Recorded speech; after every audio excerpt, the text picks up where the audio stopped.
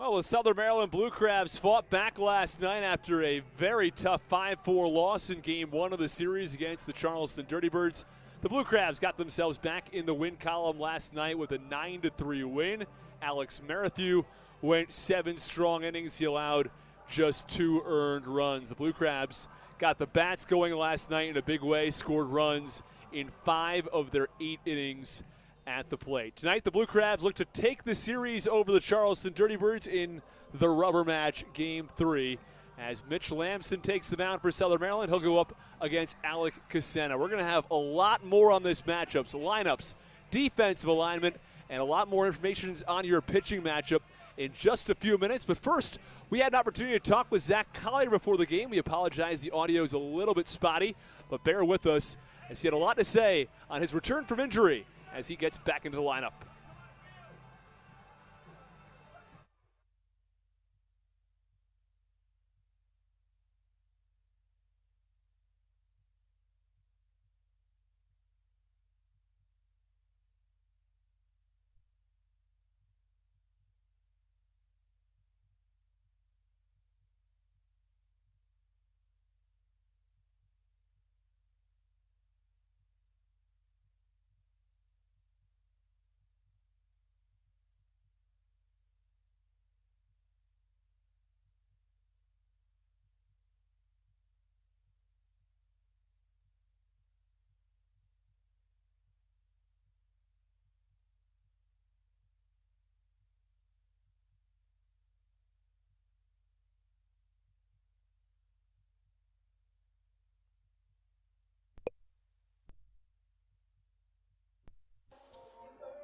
Back from Regency Furniture Stadium, Austin Rooney with Zach Collier, who's back in the lineup tonight. Made his return from injury yesterday. So, Zach, how you feeling out there? Feeling pretty good. Still kind of making my way to 100%, but I feel good. I don't want to sit out too long and, lose the feeling I'm getting of, making quality contact and just my timing and rhythm. So, feels good to be out here again and, want to help the team win some more ball games. You talk about making quality contact. You had a hit yesterday. Hit the ball pretty hard over to first base there. Can you walk me through that base hit? Yeah, that was awesome because, there's a lack of communication there on their part, but I always have the philosophy, if I hit ball hard, I win. So whatever happens after I, make contact is out of my control. So if I hit the ball hard 4 times, that's, to me, in my mind, that's 4 hits. So that's my goal every time I step in the spot. Sounds like you got a good philosophy there at the plate. In the field, you've been at left field sometimes. You've been in center field for the most part. Can you tell me which one do you prefer? I definitely prefer center field. Left field is it's a requirement of guys who are just as agile in center field because it's short porch here. You don't really have too much room to go. So you notice like Heath will play left, and Jack obviously playing left. I play left. Anybody can play left. But I think people used to say your worst outfielders in left field. I think one of your better outfielders should be in left field, along with center field.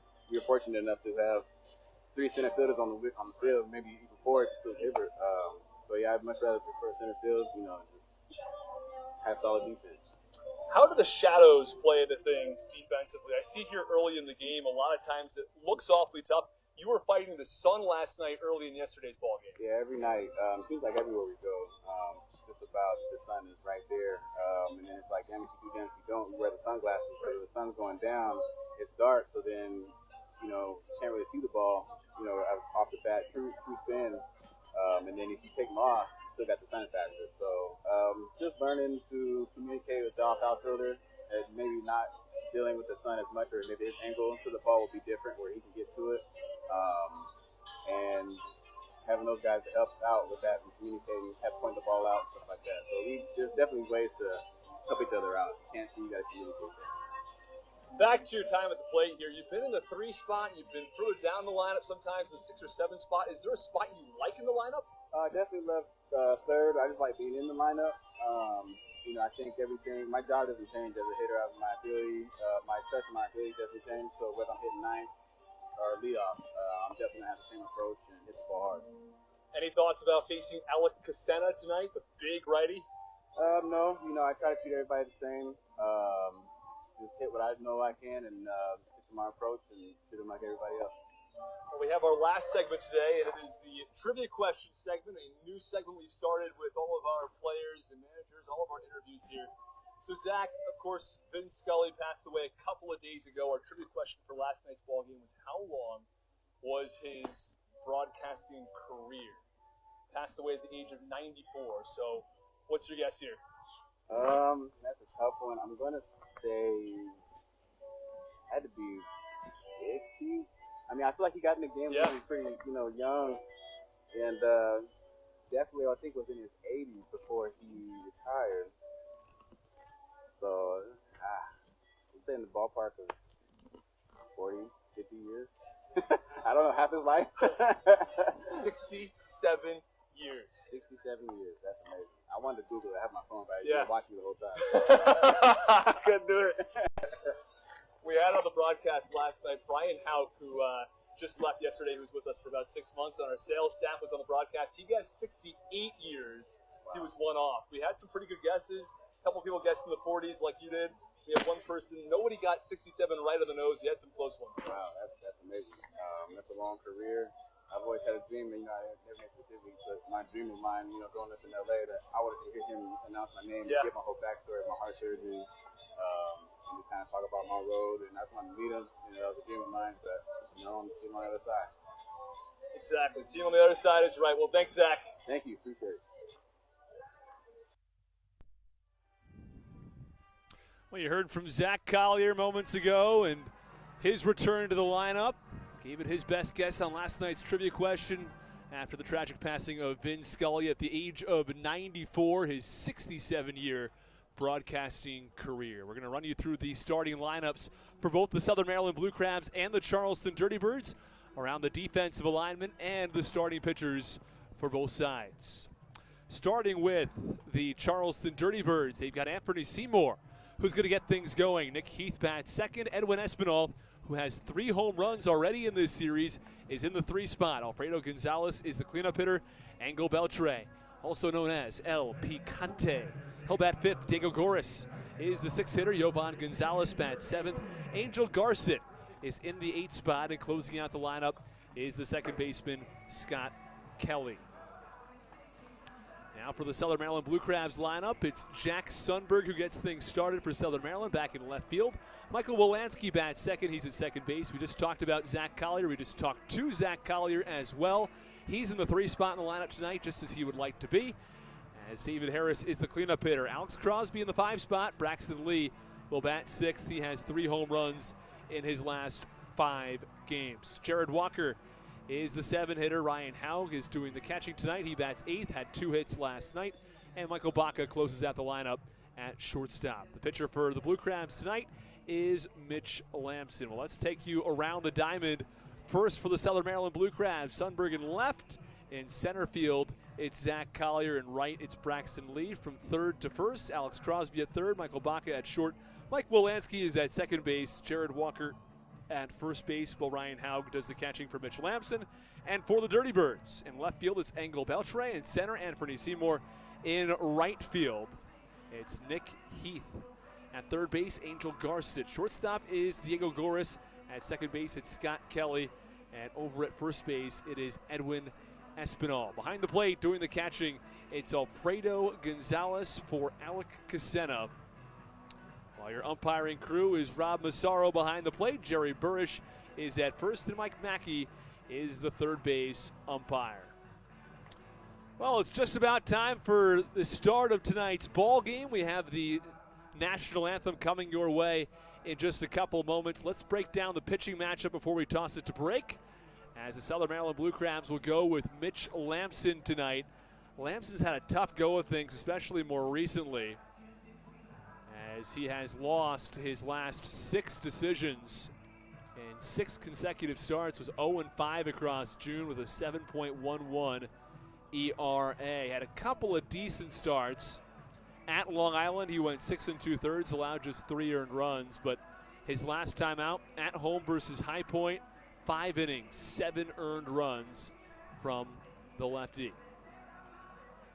On the other side of the ball for the Charleston Dirty Birds, they turned Alec Casena. Casena has played in affiliated ball a number of different times, was in AAA earlier this year with the Syracuse Mets. pitched just 5 1/3 innings, had a 1.69 whip and a 8.44 earned run average. Back in Binghamton, he had a 5.76 ERA and just a 2-7 record. In the month of June, he had a 12.46 ERA, and he made his last start back on July the 13th for the Binghamton Mets. He's made just one appearance with the Charleston Dirty Birds. It did not go well at all. 3 1/3 innings, 10 hits, 9 runs, all 9 earned. He allowed 3 home runs. He was walked 3 times.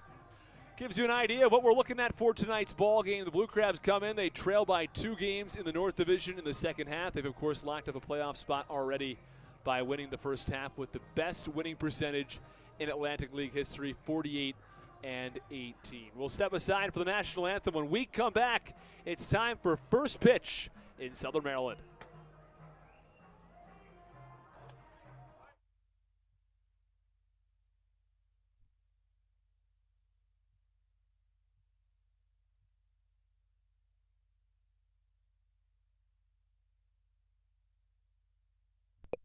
This is Darryl Thompson, and you're listening to the Hometown Real Estate Broadcast Network.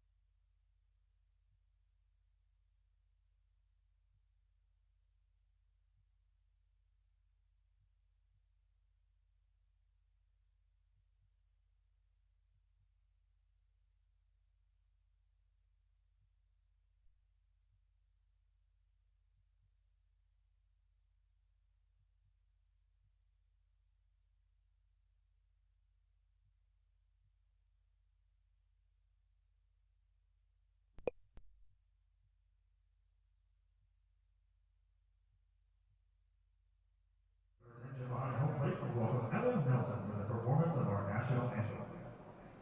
Oh, say can you see by the dawn's early light what so proudly we hailed at the twilight's last gleaming, whose broad stripes and bright stars through the perilous sky o'er the ramparts we watched were so gallantly streaming, and the rockets will play the monstrous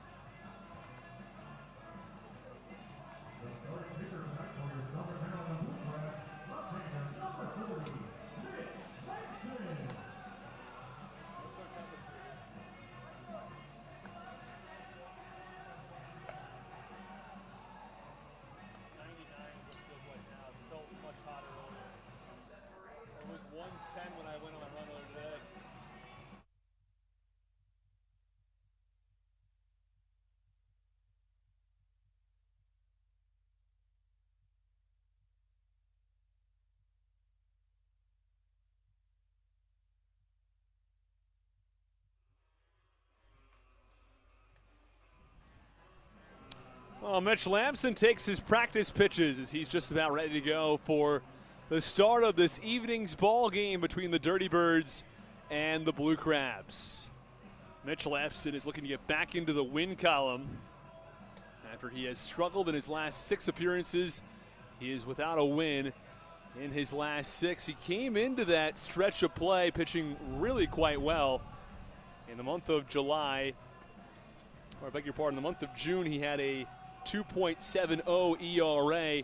This has become a very windy evening in Southern Maryland. There are storm clouds around us. There are none directly over us. There was thunder that struck in the national anthem, and it was right on cue. And during the national anthem rendition, it said bombs bursting in air, and the thunder was bursting in air tonight. As Mitch Lamson steps back onto the rubber to get things going on the top of the first inning. He'll face off against Anthony Seymour. We'll run you back through the lineups here in the first inning in case you missed it on the pregame show. Lamson comes in with a 4.55 ERA, a 5-7 record on the year across 110 innings of work. First pitch called strike, and the count no balls and 1 strike on the righty Seymour. Mitch Lamson certainly is not going to blow you away with velocity. That's not what he's about. Much more of a crafty lefty pitcher. Pitch fouled back to the netting, and the count no balls and 2 strikes.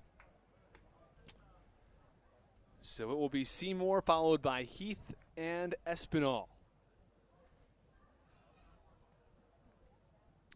0-2. Swing and a miss, strike 3.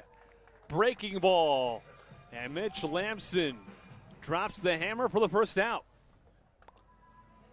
1 up and 1 down here in the top of the first inning for Nick Heath. And the K-man this evening is Nick Heath, and it's with rather good reason. He's had a very tough season to this point. A 196 batting average is all that he's been able to muster. A lefty-lefty matchup, but watch out. It's Edwin Espinal on deck, the big righty. Squares around a bunt. He bunts to the first base side. Tough play for Lamson, and Heath has himself a base hit. An infield single that was over to the first base side. There was no way that the Blue Crabs' first baseman, Jared Walker, was getting there. And Mitch Lamson had his momentum taking him toward third base, so he had to change direction and try to get to that ball. And by the time he gloved it, the flip to first was going to be late, and there's a runner on first base with 1 out in the top of the first inning. Well, very happy everybody can join us as Edwin Espinal digs in. To say he's got a big bat, that would be an understatement. 3 home runs across his last 2 games. Pitch, breaking ball, called strike, count 0-1. In the 8th inning, Alex Marathi entered the ball game, or re-entered the ball game, I should say. He pitched the first 7, had allowed just 1 earned run up until that point. The first batter he faced, it was Edwin Espinal, and he went big fly to left. Pitch, called strike. The count no balls and 2 strikes on Espinal. Would not be surprised at this point if Espinal is given a healthy diet of breaking balls. Fastball, well, he's proven he can hit it time and time again. Lamson the 0-2. Low and away, count 1-2. After a strikeout to Seymour, a single from Nick Heath on a bunt to the first base side. Again, we'll keep you posted on the weather, as we can only hope that it stays off. Not only the heat advisory today, but rain and a thunderstorm could be starting momentarily. Pickoff over to first, the throw to second. They got Heath. A terrific pickoff move from Lamson to first base. Heath took off a little bit early. Walker fired to the shortstop, Baca, who applied the tag for the second out in the inning. Really strong play by this infield. The 1-3-6 put out, and there are 2 away in the top of the first inning. Mitch Lamson looking to retire the side. Here's the 1-2.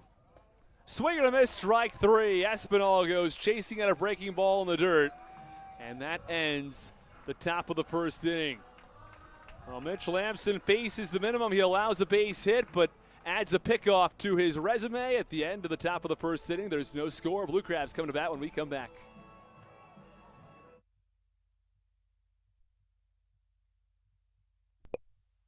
This is Ryan Haug, and you're listening to the Hometown Real Estate Broadcast Network.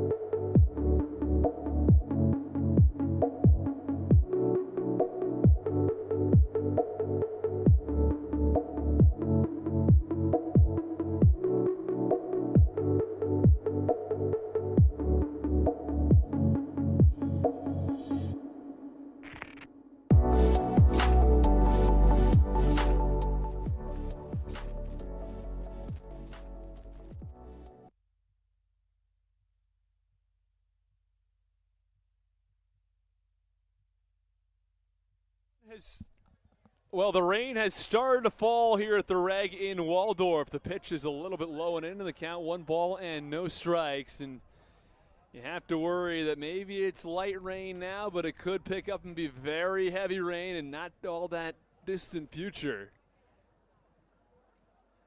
As the 1-0 pitch is a called strike on Sundberg as the first pitch missed low and in. Second pitch is at the belt for a strike. Count 1 ball, 1 strike. Nobody out in the bottom of the first inning. Many of the fans are headed for cover. Pitch, line drive, foul back behind home plate. Count 1-2. 1 ball, 2 strikes. Nobody out. I'll run you back through the Blue Crabs order. As a good chance that Tarp will be onto the field in the not-so-distant future as the 1-2 pitch. Big swing and a miss. Sundberg, who went 4 for 5 last night, goes down on strikes in the bottom of the first inning.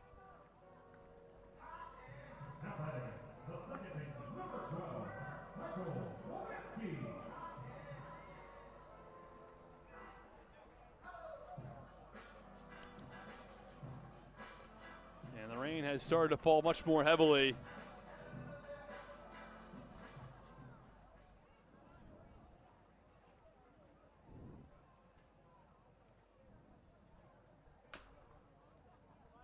This one tapped third base side.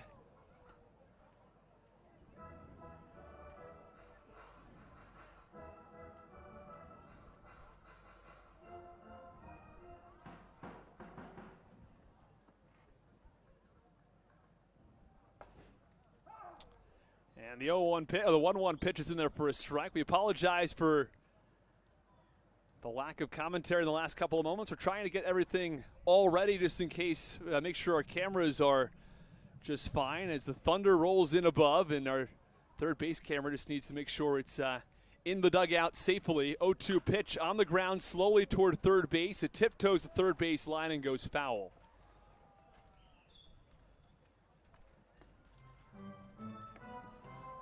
It is starting to come down significantly more heavily.